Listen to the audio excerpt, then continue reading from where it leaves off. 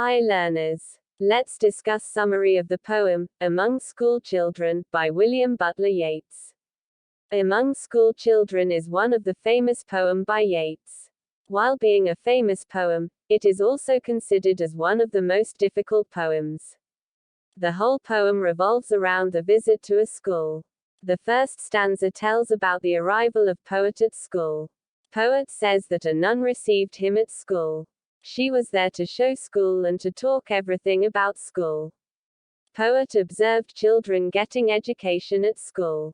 They were busy in learning different tasks like singing, sewing, learning history, arithmetic, etc. Poet also describes that all the children were looking at him in a strange way as he was not familiar to them. In second stanza, Poet thinks about Maud Gonne, who was his lover, when he was possibly across the female students. Poet wrote about childhood of Maud Gonne, and also thought about the incident Maud Gonne told him. In third stanza, Poet keep on thinking about his beloved and how he started to compare every girl with his beloved to see that is there any resemblance between any one of little girl and Maud Gonne.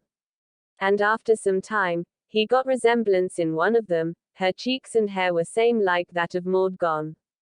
Now, he was so lost in his imagination that he felt like his beloved is standing in front of him. His imagination shifts from beauty of Maud Gonne in her youth towards his old age in the fourth stanza. Poet describes that how she looked like in her old age with hollow cheeks. He not only imagines her but also thinks about himself that he is also like a scarecrow now. But he tells us that we must keep smiling and love the way we are, and even if we have turned into a scarecrow, we should be comfortable being a scarecrow. Poet continues his imagination about old age also in fifth stanza. He says that if mothers could see that how ugly their sons will be looking in their old age, then they may think about not to go through pain of childbirth.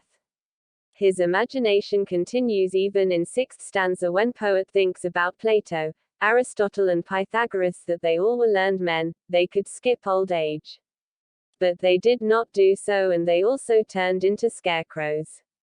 So, Poet concludes that it is useless to mourn over the old age or youth's beauty. Similarly, in the seventh stanza, Poet says that men grow old and stones to which we worship remain same, so, neither living or non-living bring happiness or permanent satisfaction. In the last and final stanza of Among School Children, the poet compares life to a chestnut tree.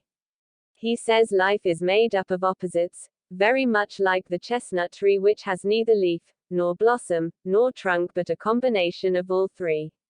Similarly, the poet says that dancing movements of a human body cannot be separated from the dancer. The dancer and her dancing movements cannot be separated from each other.